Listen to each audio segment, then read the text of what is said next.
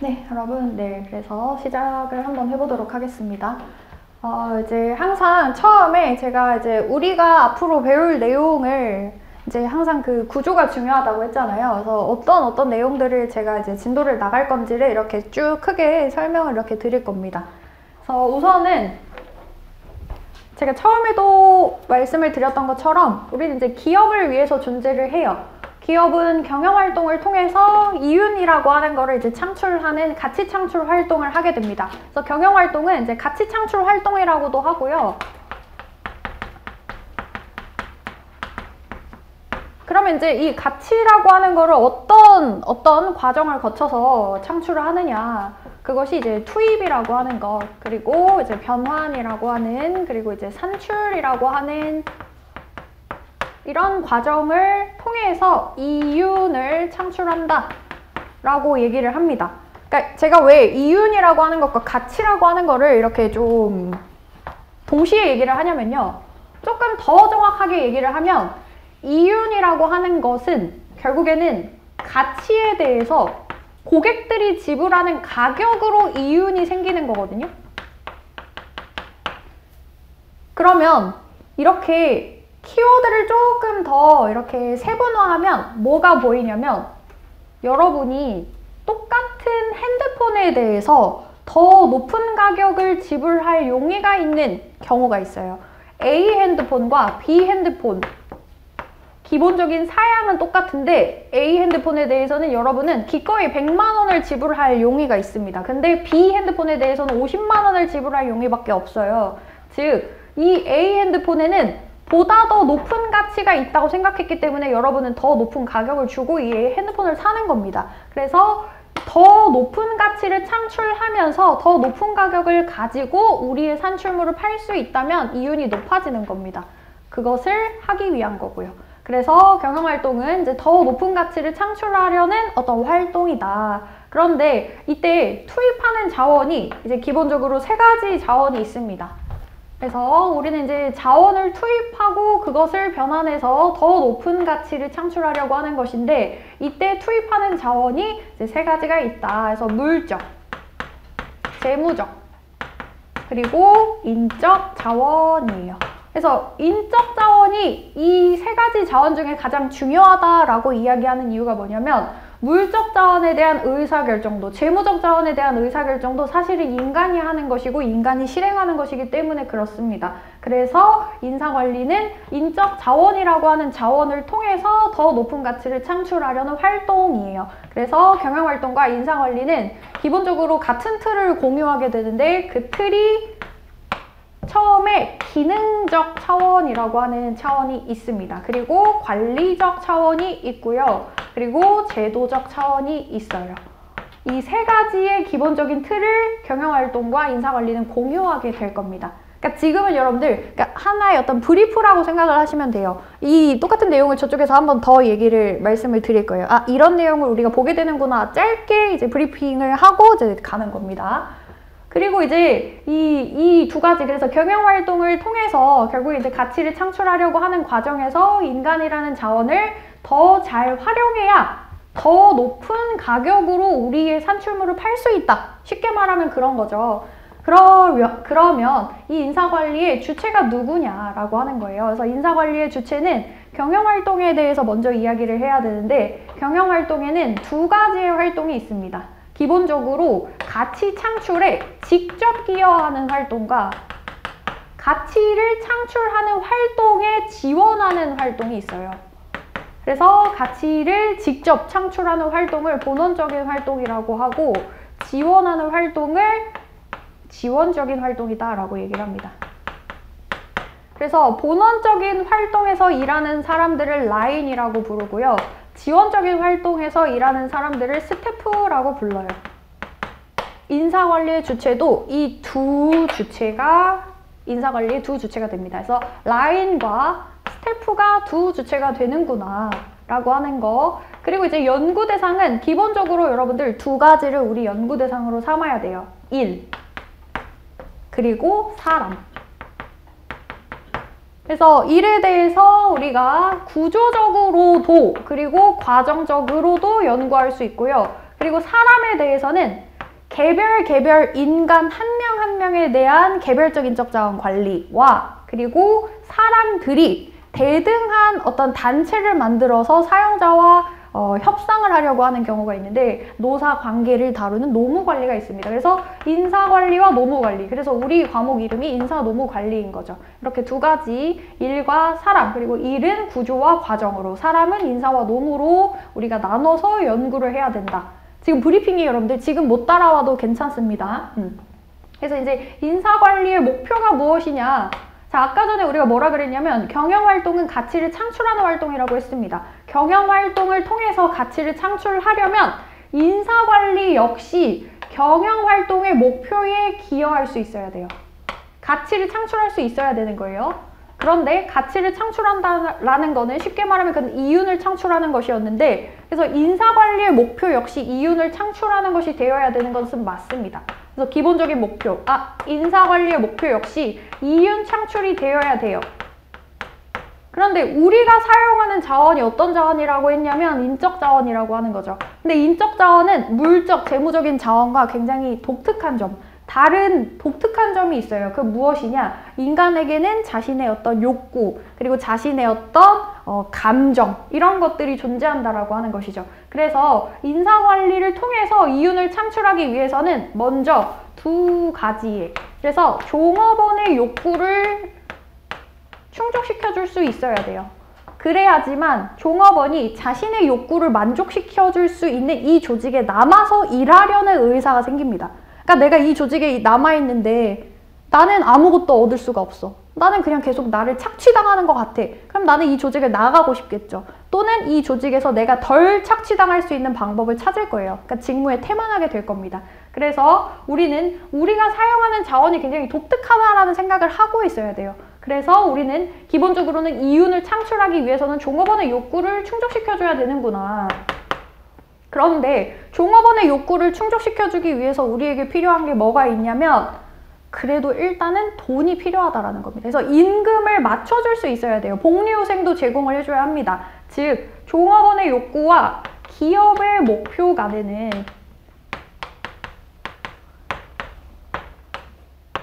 어떤 경쟁하는 관계가 있을 수 있다라고 하는 거예요.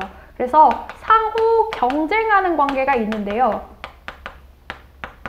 그렇지만 기업이 돈을 들여서 종업원에게 어떤 투자를 한다. 그래서 더 높은 고임금을 보장하고 더 좋은 환경에서 일할 수 있도록 복리후생을 확대하는 그런 어떤 투자를 한다면 종업원들이 더 만족하고 그리고 더 우수한 종업원들이 우리 기업에 모이게 됩니다. 즉 기업의 목표를 달성하기 위해서는 종업원의 목표를 등한시할 수 없어요. 보완적인 관계도 있죠. 그래서 상호 경쟁적이면서 보완적인 관계에 있다. 그래서 우리는 종업원의 욕구와 기업의 목표를 동시에 모두 달성할 수 있어야 돼요. 그것을 동시 최적화라고 부릅니다. 즉 동시 최적화를 해야 종업원의 욕구와 기업의 목표를 동시에 최적화할 수 있어야 기업이 이윤을 창출할 수 있다. 그렇게 인사관리의 목표는 경영의 목표에 기여하는 것으로 되어야 한다라는 겁니다. 그리고 인사관리의 발전은 이론사와 관리사 두 가지가 있는데요. 이제 여기 이제 여기서 이제 설명을 드리도록 할게요. 그래서 개관은 제가 굉장히 좀 빠르게 진행을 할 거고 이제 판서 이렇게 좀 해드리면서 저 내용 같이 볼게요. 그래서 지금 이제 브리핑을 한 거고 이제 본격적으로 이제 말씀을 한번 드려볼게요. 이제 제일 처음에 그래서 경영 활동입니다. 자, 경영 활동은 가치를 창출하는 활동이에요. 가치 창출 활동입니다. 가치 창출을 어떤 과정을 거쳐서 하느냐? 투입, 그리고 변환, 그리고 산출이라는 이러한 과정을 거쳐서 가치를 창출하게 돼요. 그렇게 해서 우리가 더 높은 가치를 창출한다면 그것을 더 높은 가격으로 고객들이 사줄 것이기 때문에 더 높은 이윤을 창출할 수 있는 것이죠. 그렇게 해서 산출물을 판매하고 이 산출물이 결국에는 우리 기업의 이윤이 될 수 있어요. 그런데 우리가 이제 가치를 창출한다라고 했을 때 투입과 변환과 산출이라는 간단한 프로세스로 이렇게 설명을 했는데요. 그러니까 실제로 여러분이 기업의 경영활동을 한번 떠올려 보세요. 뭘 투입할까? 뭘 투입하냐면 일단은 재료를 먼저 당연히 투입을 해야 됩니다. 그러면은 재료를 투입하는 그 과정에서 이런 일들이 있을 수 있어요. 그래서 어떤 원재료를 구매. 그러니까 그럼 구매라고 쓸게요. 구매합니다. 그리고 변환하는 과정에서 그래서 제조가 있을 수 있겠죠. 제조 그리고 산출물을 고객에게 가까운 곳으로 유통할 거예요. 그래서 가치를 창출하는 직접적인 활동들을 가치를 창출하는 데 직접적으로 기여하는 이러한 활동들을 우리가 무슨 차원이라고 부르냐면 기능적 차원이라고 불러요. 기능적 차원들. 근데 그러면 우리 이윤을 높이고 싶다고 했잖아요. 이게 우리의 목표라고 했잖아요. 기업의 목표라고 했잖아요. 근데 이제 기업이 더 많은 이윤을 내기 위해서는 구매와 제조와 유통에 있어서 이러한 활동을 여러분들 어떻게 하고 싶어? 어떻게 하고 싶어요, 이거를? 빨리 말해봐. 효율적으로 하고 싶잖아요. 여러분은 기업가의 자세가 안 돼 있어요. 여러분들 지금 기업가의 자세가 없어. 효율적으로 하고 싶다. 그러니까 구매에 있어서 너무 많은 재료를 지금 샀어. 그 걔를 보관하면 안 돼요, 여러분들. 제조에 있어서도 불량품이 너무 많이 생겼어. 그것도 안 돼. 유통에 있어서 적절한 적시에 그 적당한 양을 유통시키지 못하면 역시 또 공급이 엉망이 돼버려요. 그러니까 우리는 이 활동을 효율적으로 하고 싶단 말이야. 그래서 효율적 활동을 하고 싶어요. 근데 효율적으로 하는 게 뭐야, 여러분들? 효율적으로 하는 게 뭐예요? 여러분이 지금 공부를 어떻게 하고 있어? 되는 대로. 마음 가는 대로. 계획을 세워서, 플랜을 세워서 실행을 해서 그래서 그 실행한 결과가 실제 나와 얼마나 간격이 있는지를 보고 통제를 하면서 즉 플랜 to C라고 하는 이러한 과정을 거치면서 구매가 제대로, 제조가 제대로, 유통이 제대로 굴러가게 되는 거죠. 이거를 관리적 차원이라고 불러요.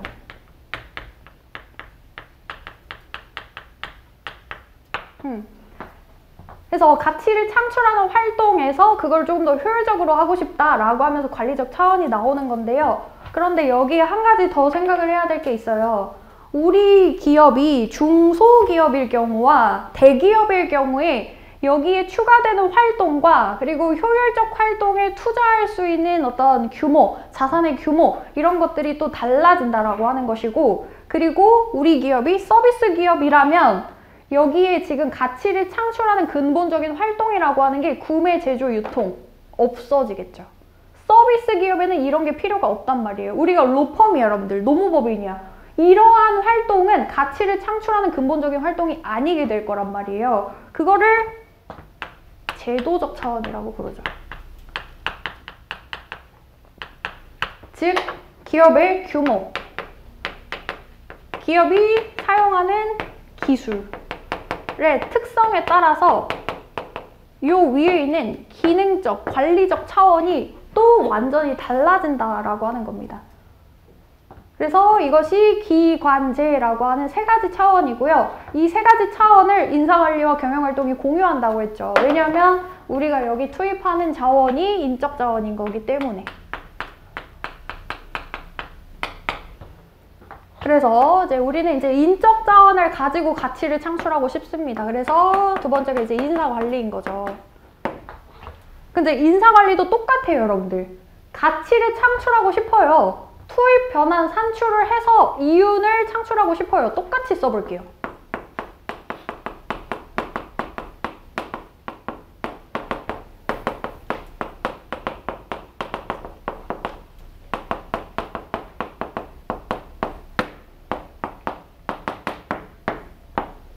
자, 써볼게요. 인사관리도 똑같다. 다만 투입하는 자원이 인적 자원인 것일 뿐이다. 그러면 인사관리가 가치를 창출하기 위해서 필요한 근본적인 활동을 한번 써보자면, 자, 인사관리를 통해서 이윤을 창출하기 위해서 여러분들 근본적으로 필요한 활동이 뭐 있어요? 확개평 보유의가 있는 거예요. 확보, 개발, 대충 쓸게요 여러분들. 확보하고 개발하고 평가하고 보상하고 유지하고 이직, 그리고 이제 노사관계 관리까지. 즉 우리가 인적 자원을 투입한다라고 하는 건 여러분들 무슨 얘기냐면요, 우리 기업에 입직시킨다라는 거예요. 그리고 그 사람이 우리 회사에 단순히 이제 입직을 한다라고 하는 것뿐만이 아니라 우리 회사에서 일하는 방식에 대해서 이해하고 사람들과 인간관계를 맺어가면서 협업할 수 있는 상태로 만들고, 그래서 그가 발생시킨 성과를 객관적으로 평가해서 보상에 반영하면서 그의 동기와 신체적인 능력 같은 것들을 유지하면서 적절한 때에 고용 조정을 하든지 아니면 전직을 예방하든지 이런 관리 활동이 있어야 되는 거예요. 그게 이제 기능적인 차원인 것이죠. 근데 이 활동을 역시 어떻게 하고 싶다? 효율적으로 하고 싶다는 거예요. 그래서 효율적인 활동을 하기 위해서는 역시 똑같다. 플랜 두 C가 있는 것이다. 그래서 이 플랜 두 C가 확보에 있어서 플랜 두 C가 있어요. 그러니까 우리가 이제 확보 부분에 가서 뭘 배울 거냐? 우리가 사람을 몇 명을 뽑을까? 그리고 그 사람들에게 요구되는 자격 요건이 어느 정도가 되어야 될까라고 하는 어떤 예측을 한단 말이에요. 그리고 예측을 가지고 모집에 들어갑니다. 그리고 그 모집을 공격적으로 하고 선발해서 유효성과 경제성을 기준으로 선별을 해버려. 그런 활동을 결국에는 계획과 실행과 통제라고 하는 이 세 단계를 거치면서 더 잘할 수 있게 되는 거예요. 더 효율적으로 할 수 있게 되는 거예요. 그리고 역시 우리 기업이 제조기업인지 서비스 기업인지에 따라서 되게 극단적으로 얘기를 하면요, 여러분들, 이직에 있어서 또는 유지에 있어서 제조기업일 경우에는요, 유지의 주요한 방점은 기계를 주로 사용하기 때문에 산재에 이 초점이 맞춰집니다. 근데 서비스 기업 같은 경우에는 유지에 있어서 어떤 감정 노동의 관리.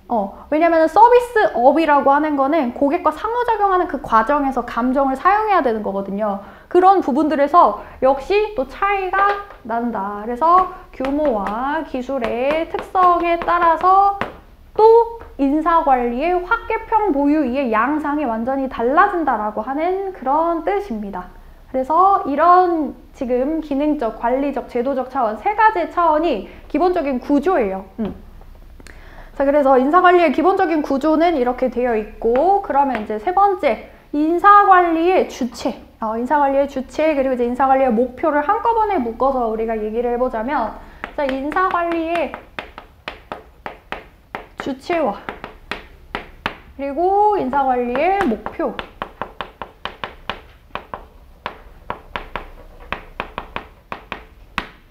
자, 인사관리의 주체는 아까도 제가 설명을 했던 것처럼 가치를 창출하는 근본적인 활동, 이 부분을 우리는 본원적인 활동이다 라고 부릅니다. 그리고 여기에는 제가 쓰지 않았어요. 그냥 직관적으로 이해를 하려고 여기 쓰지 않았지만, 본원적인 활동을 하려면 여기에 누가 필요해요, 여러분들? 사람이 당연히 필요하죠. 제조 라인에 투입할 사람이 필요합니다. 그리고 우리가 유통을 할 때 뭐 지켜야 하는 어떤 법률적인 부분에 대해서 역시 법률 자문 이런 것들도 필요하겠죠. 그러면 본원적인 활동이 제대로 굴러가게 만드는 지원적인 활동이 역시 필요하다라는 거예요. 그래서 스태프. 그리고 여기는 라인이라고 우리가 이름을 붙였죠. 스태프와 라인. 그래서 인사관리의 주체 역시 스태프와 라인이 됩니다. 왜냐하면 스태프 자체, 그러니까 스태프는 여기서 스태프는 여러분들 HR 스태프예요. 물론 HR 스태프입니다. 그러니까 인사관리자가 기본적으로는 주체가 되는 게 맞아요. 그렇지만 본원적인 활동, 즉 라인들도 왜 인사관리의 주체다라고 얘기를 하는 거예요, 여러분들? 왜 그럴까요? 그러니까 제조 팀장이 막 애를 막 갈고 직장 내 괴롭힘을 해. 그러니까 가장 직접적으로 인적 자원과 상호작용하는 그 주체가 라인이기 때문에 중요하다라는 거예요. 그래서 인사관리의 두 주체는 기본적으로 HR 스태프와 그리고 라인이 있다. 그런데 HR 스태프는요, 뭐가 있냐면, 그러니까 우리 이제 노무사가 HR 스태프예요. HR 스태프는 전문적인 지식이 있습니다.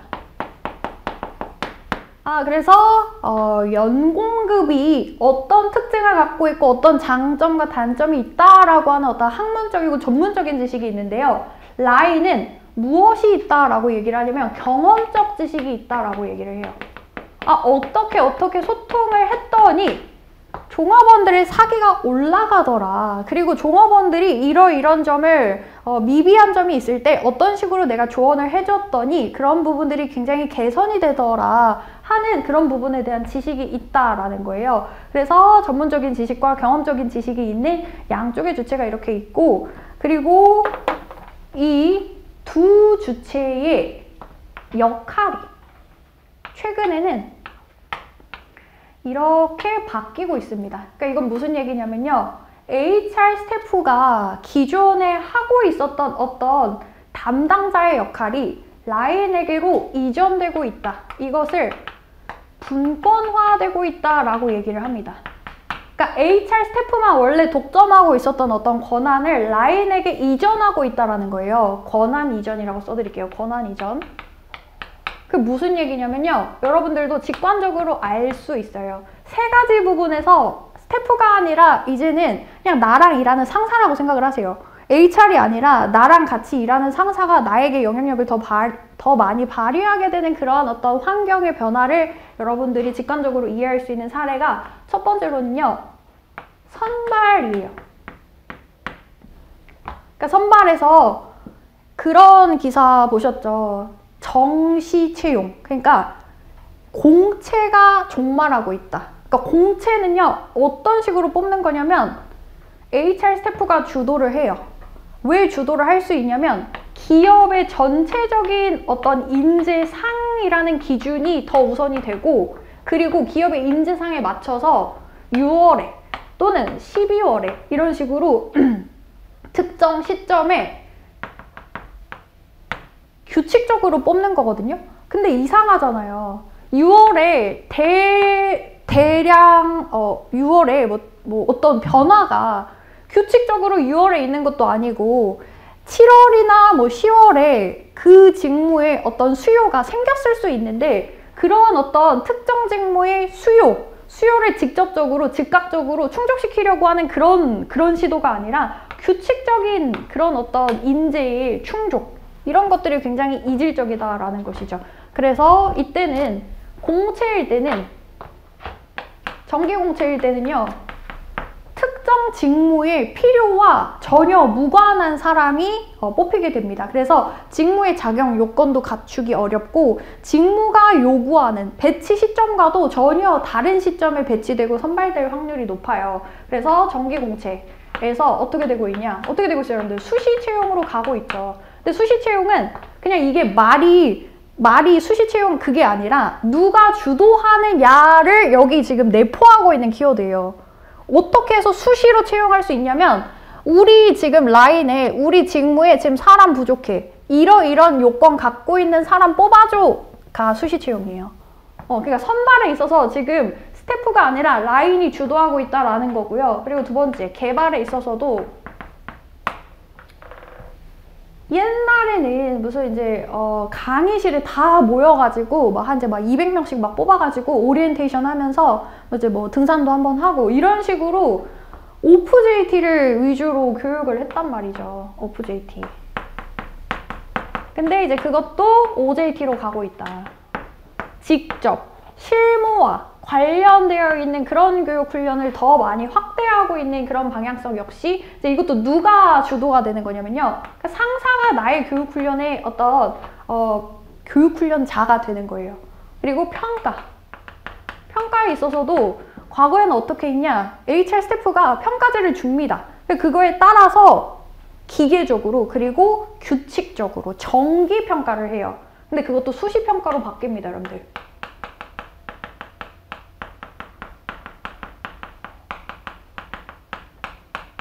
그래서 이런 어떤 변화의 흐름이 분명히 있다라고 하는 거. 그리고 이제 인사관리의 목표는 이윤이에요, 이윤. 네, 이윤을 창출하기 위해서는 종업원이 갖고 있는 욕구, 이것을 사회적인 효율성이라고 부르죠.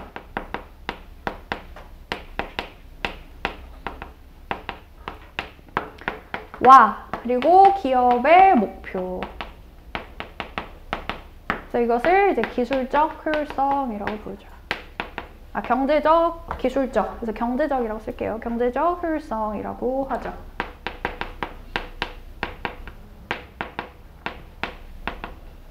이 양쪽의 목표는 서로 경쟁하기도 하지만 보완적이다. 그래서 경쟁적이면서 보완적인 두 목표와 욕구를 모두 동시에 최적화할 수 있어야 이윤을 창출할 수 있습니다.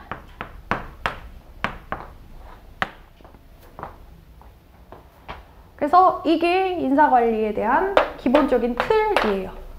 그래서 여기까지 한번 책에서 볼게요. 그래서 4페이지 보시면요. 자, 그리고 여러분들 제가 미리 말씀드리는데 이 강의는 특히 평일반 강의는 연기를 어쨌든 다른 강사님이든지 아니면 뭐 저를 들으셨든지 연기를 들었다고 가정을 하고 진행이 되는 수업이라서 내가 만약에 연기를 안 들었고 아무런 베이스가 없다라고 하시면 따라오기가 조금 힘들 수도 있습니다. 그래서 그런 경우에는 저한테 오셔서 어떻게 하면 좋을지 한번 저한테 좀 상담을 받으시고요. 확실히 조금 생략하거나 넘어가는 부분들이 좀 있을 거예요. 그래서 그 부분을 먼저 말씀드립니다. 자, 그래서 이제 4페이지 보시면요. 그래서 경영활동의 기능적 차원 있어요. 자, 첫 번째 문단에서 줄 쳐볼게요. 경영활동이라고 한다. 이제 그 부분부터 볼게요. 이제 두 번째 줄. 즉, 기업은 외부 환경으로부터 투입을 받아 이를 변형하여 산출물을 만드는 소비자에게 판매하는 과정에서 가치를 창출 동그라미. 가치를 창출 동그라미.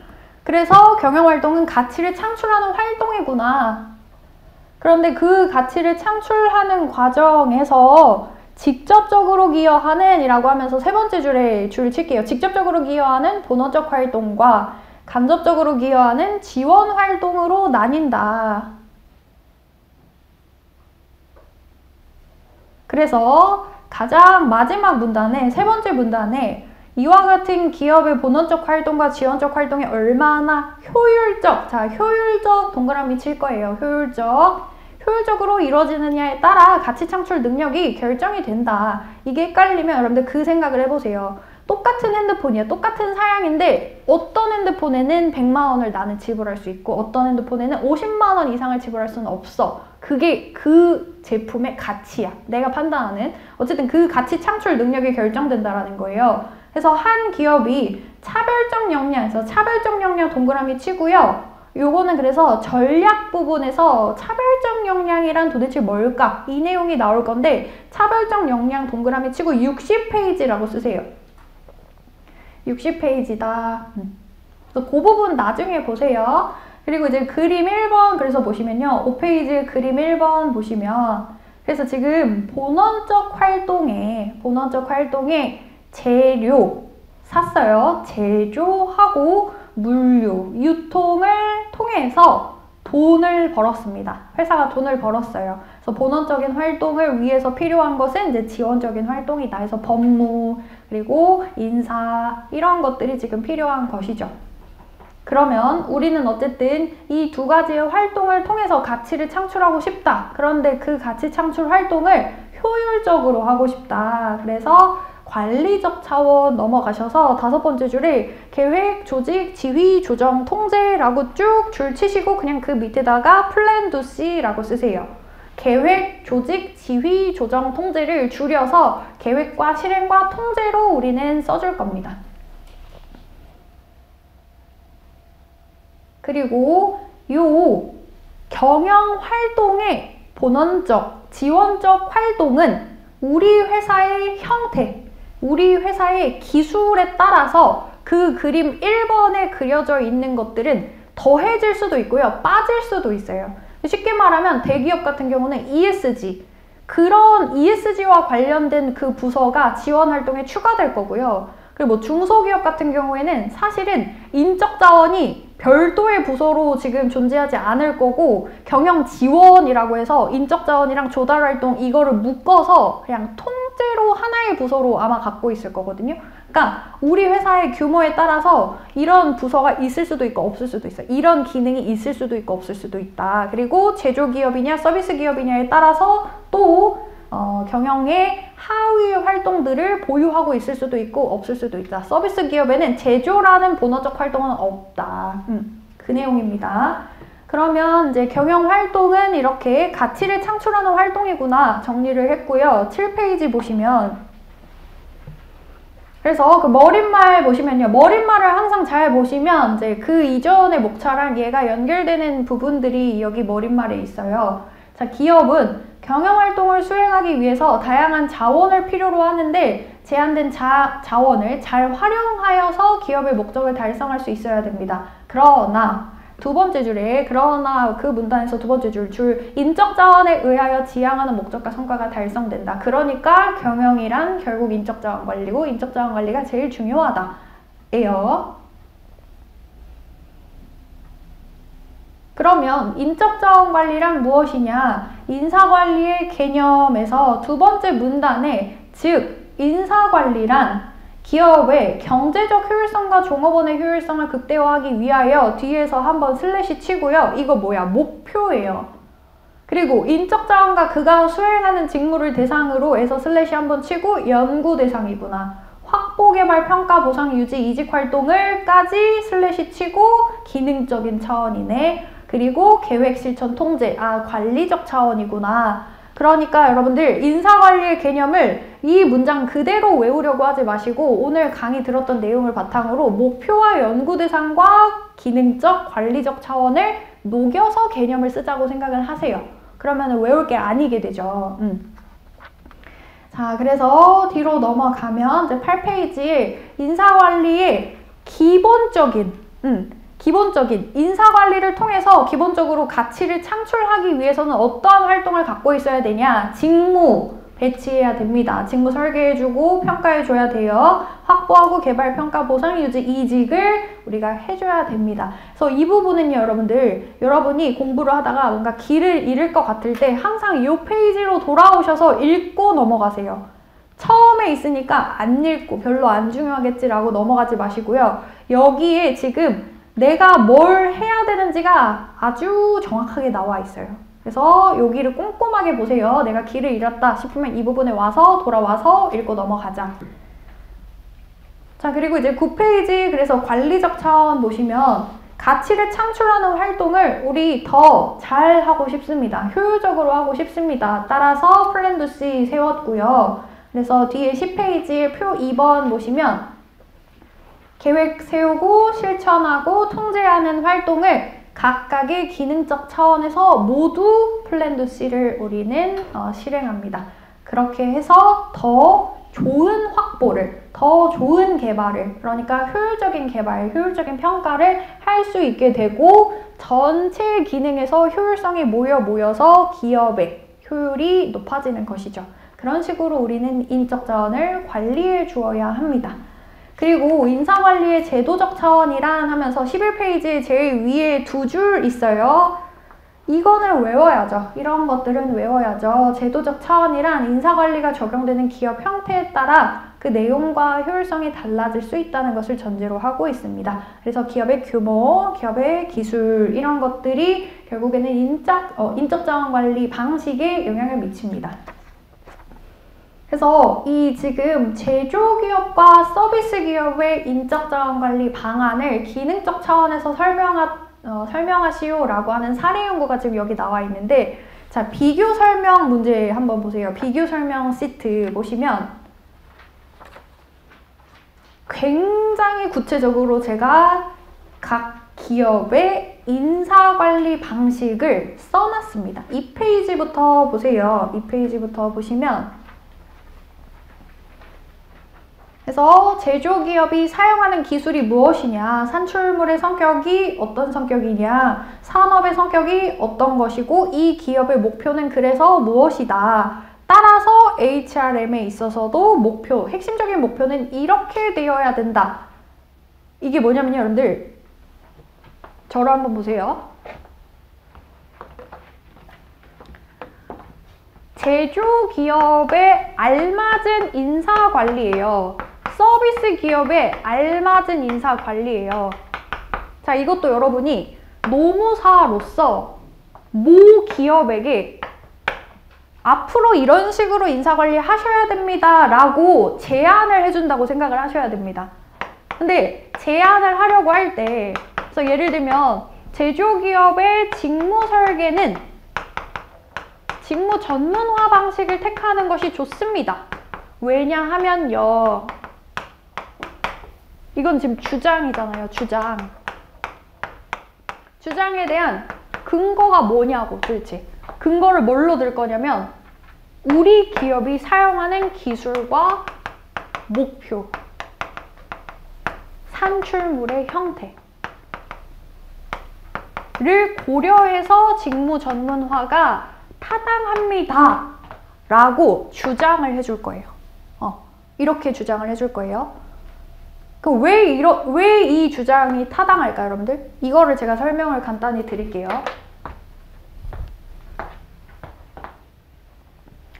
제조기업을 하나를 정확하게 외우시고요. 정확하게 파악을 하시고 서비스 기업은 걔랑 반대된다고 이렇게 정리를 해버리세요.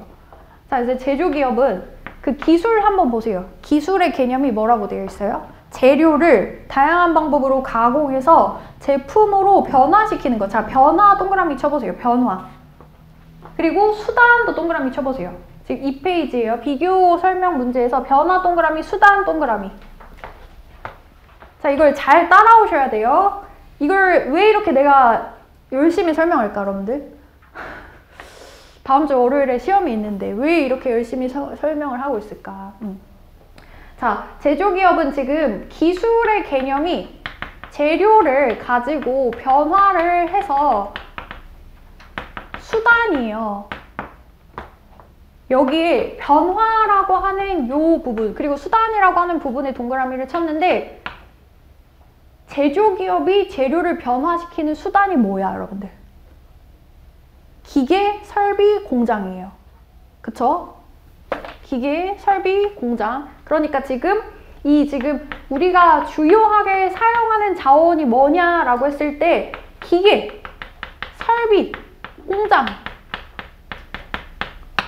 자, 근데 그러면은 기계, 설비, 공장은 여러분들 어떤 성격을 갖고 있어요?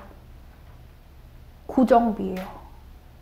지금 오늘 내가 기계를 샀어. 내일 팔 거? 아니죠. 공장 지었어. 다음 주에 얘를 없앨 거? 아니죠. 고정비란 말이에요. 근데 그러면 주요한 자원이 고정비, 주요하게 우리가 사용하는 자원의 고정비가 높은 산업을 이걸 자본 집약적이다라고 얘기를 해요. 자본이 없으면 이 일을 할 수가 없어. 기계를 살 수 있는 돈, 설비 살 수 있는 돈, 공장을 지을 수 있는 돈이 없으면, 자본이 없으면 이 일을 못해. 그런 걸 자본 집약적인 산업이라고 하는데요. 근데 자본 집약적인 산업은 고정비라고 하는 이러한 성격 때문에 어떤 경제를 추구해요, 여러분들? 규모의 경제. 규모의 경제. 뭐라고 말을 하긴 하는데 무슨 말인지 다 알맞은 말을 여러분들 다 하고 있을 거라고 믿습니다. 그래서 규모의 경제를 꾀하게 된단 말이에요. 근데 규모의 경제는 뭐냐면 생산량이 증가할수록 한 개 단가에 전가하는 고정비가 낮춰진다라는 거잖아요.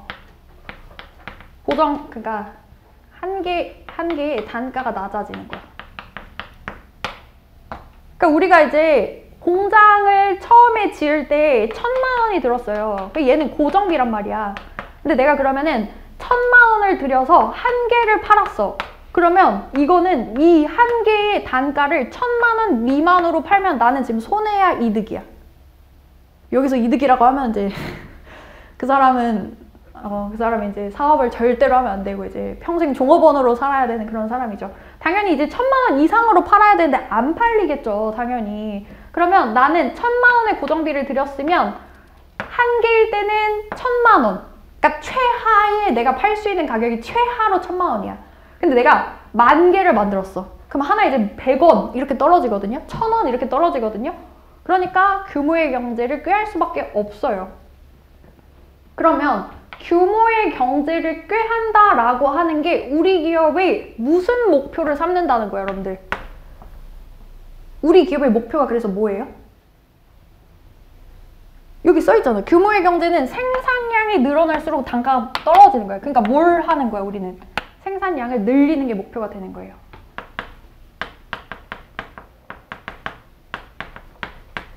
대량 생산을 하는 게 우리 기업의 목표가 되는 거예요. 그래야 한 개당 단가가 떨어지니까. 그러니까 시장에서 더 경쟁력이 높아지겠죠. 그러면서 생산량이 증대되는 거랑 플러스 우리의 목표가 하나 더 있어요. 뭐냐면 물적 노동 생산성을 증가시키는 거예요. 이것도 원리가 똑같거든요. 물적 노동 생산성이 증대된다는 건 뭐냐면 종업원 한 명이 23년에는 1시간 동안 일해서 10개를 만들었는데 이게 10개가 아니라 이제는 100개를 만들 수 있는 정도가 된 거예요. 그러면 우리는 한 명에 대한 인건비는 그대로 유지하면서 더 많이 만들 수 있잖아. 생산량의 증대를 더 많이 할 수 있잖아. 즉, 뭘로 이어져? 이것도 단가가 인하되는 걸로 이어져요. 생산량이 증대가 됐고, 그래서 물적 노동 생산성이 증대가 되면 그러면 단가가 낮아진다. 우리의 목표는 이거잖아요. 단가를 낮추는 거. 왜? 고정비 때문이야, 여러분들. 이 단가를 낮춰야 된다는 거는 고정비를 최대한 많은 제품에 전가한다라는 뜻이에요. 고정비를 낮추는 거야, 기본적으로는. 그러면 지금 직무 설계 방식에서 직무 전문화로 나갔잖아요. 근데 직무 전문화는 뭐예요, 여러분들? 세 가지가 특징이죠. 전문화, 표준화. 그냥 이제 그러면 그냥 분업이라고 쓸게요, 여러분들. 두 가지 쓸게요, 여러분들. 전문화와, 그러니까 단순화도 있지만 일단은 이제 표준화라고 쓸게요. 쉽게 말하면 이게 분업이에요, 분업. 그러면 왜 여기로 이어지냐면, 자, 보세요. 우리는 지금 고정비를 들여서 기계 설비 공장을 만들었어요. 근데 중간에 공정을 바꿔. 그러니까 우리가 어제까지는 칠판 지우개를 만들고 있다가 오늘은 분필을 만들고 싶어요. 이렇게 되면은 뭐가 늘어나? 고정비가 늘어나는 거예요. 그런 거는 그래서 있을 수 없어. 그래서 표준화된 공정, 기계 설비 공정을 그대로 따르도록 하는 것이 훨씬 더 물적 노동 생산성의 증대에 도움이 되기 때문에 직무 설계에 있어서 직무 전문화 방식을 택할 수밖에 없습니다. 그리고 직무 전문화, 이렇게 이걸 3S라고 하잖아요. 단순화, 전문화, 표준화를 묶어서 3S라고 하는데 3S로 인해서 뭐가 생겨요, 여러분들? 3P가 생기죠. 정확성, 생산성, 숙련도. 이 세 가지가 증가하면서 즉 물적 노동 생산성이 또 증대된단 말이에요. 그래서 직무 전문화를 해야 되는 거예요. 제조기업에서는. 아시겠죠? 그래서 제조기업이 어떤 기술을 사용하면서 어떤 것을 목표로 하는지를 근거로 들어서 각각의 직화계평 보유일을 제한하는 것이다. 이게 문제로 나올 수 있는 거죠. 그러니까 박경규 교수님 책에 이 지금 제조기업, 서비스기업, 특히 이제 서비스기업을 뭐 은행, 그리고 뭐 백화점 이런 걸로 더 세분화해서 책에 상당한 분량으로 실어두고 계시잖아요. 그래서 그런 부분에서 문제가 얼마든지 나올 수 있기 때문에, 그리고 또 이 제조기업과 서비스기업은 이점이 있어요. 이 제조기업과 서비스 기업을 잘 이해를 하시면요. 제조기업은 여러분들 사실은 구시대적인 산업이거든요. 그러니까 우리의 어떤 인사관리에서 제가 앞으로 강의를 어떻게 할 거냐면 옛날 방식, 옛날 방식의 인사관리와 현대적인 방식의 인사관리를 과거부터 현대까지의 어떤 비교를 기준으로 두 가지로 설명을 할 거거든요. 왜냐면 틀이 그렇게 잡혀 있어요. 그러면 제조기업은 과거형의 인사관리다 라고 그냥 아예 흑백 논리로 삼아버리세요. 그러면 모든 게 약간 좀 편해져. 제조기업과 굉장히 좀 적합성이 있는 인사관리는 뭐지라고 생각을 하면 좀 이해가 쉽단 말이에요. 그래서 제조기업과 서비스 기업은 좀 중요하게 보시면 좋을 것 같습니다. 다만 이제 근거를 들어야 한다. 제조기업이 어떤 식으로 돈을 버는지에 대해서 이해를 해주시면 좋다. 그렇게 해서 이제 책에 있는 내용보다 지금 이 프린트에 있는 내용이 조금 더 자세하고 좀 더 풍부하게 설명을 해두고 있어서 이제 프린트로 여러분들 대비하시면 좋을 것 같습니다. 그러니까 14페이지에 있는 이 내용을 제가 더 이렇게 풍부하게 풀어둔 거예요. 자, 그래서 이제 15페이지 보시면요. 15페이지. 인사관리의 두 주체가 있습니다. 인사관리의 두 주체에서 라인과 스태프 있다. 라인은 자, 줄 쳐볼게요. 첫 번째 줄에 본원적 활동과 관련된 업무를 수행하는 종업원이다. 그리고 두 번째 줄에 그래서 인적 자원을 활용하여 주어진 과업 목표를 달성하는 과정에서 이 사람들의 기능이 수행되는 것이에요. 그래서 두 번째 문단에 여러분들 보세요. 전통적으로 이들은 피동적 위치에 있었다. 그러니까 수동적이었다라는 거죠. 그러나 오늘날에는 능동적 동그라미. 그리고 그 밑에 그래서 두 줄 내려오셔서 참여형 동그라미. 그래서 그 옆에다가 여러분들 이 세 가지를 써두세요. 라인이 능동적으로 되면서 인사관리에서 어떤 변화가 생겼는지 정기공채가 수시로 확대되고 있고요. OFJT가 OJT로 확대되고 있고요. 정기평가가 수시평가로 확대되고 있습니다. 우리 책에 이 내용이 다 들어있어요. 또.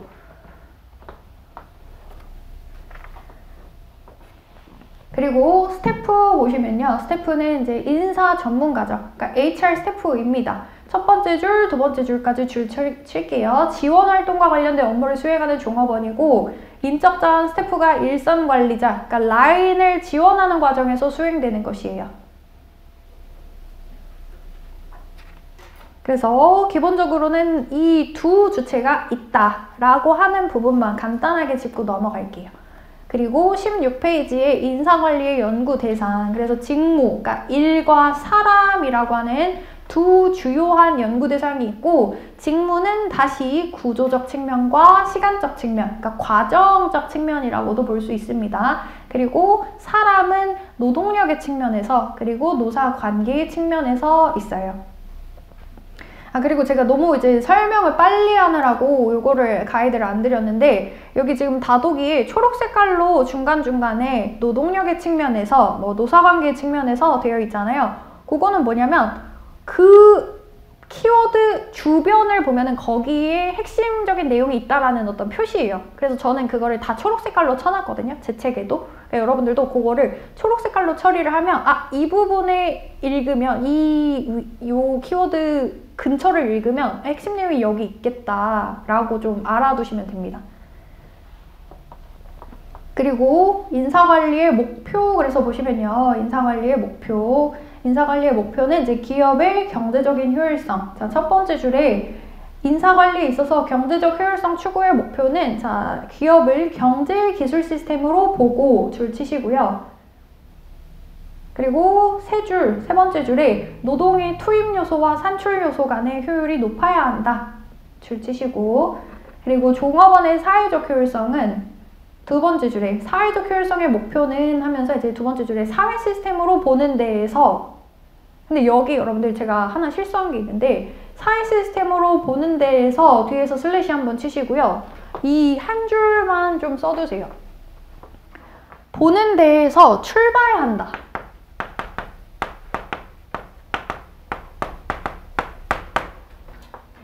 근로자 개인이 갖는 욕구와 기대.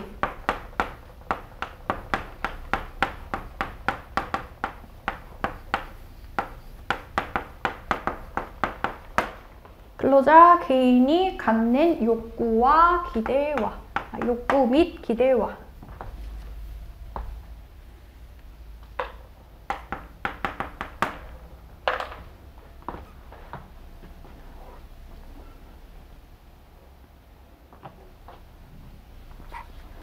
그래서 근로자 개인이 갖는 욕구 및 기대와 관련된 목표로서입니다. 그래서 두 목표 간의 관계는 보완적이면서 경쟁적입니다. 따라서 제일 마지막 줄에 따라서 경제적 효율성과 사회적 효율성을 균형적 동그라미 치시고 동시 최적화라고 쓰세요. 균형적으로 추구하기 위한 조정 시스템이 그래서 균형적에서 동시 최적화.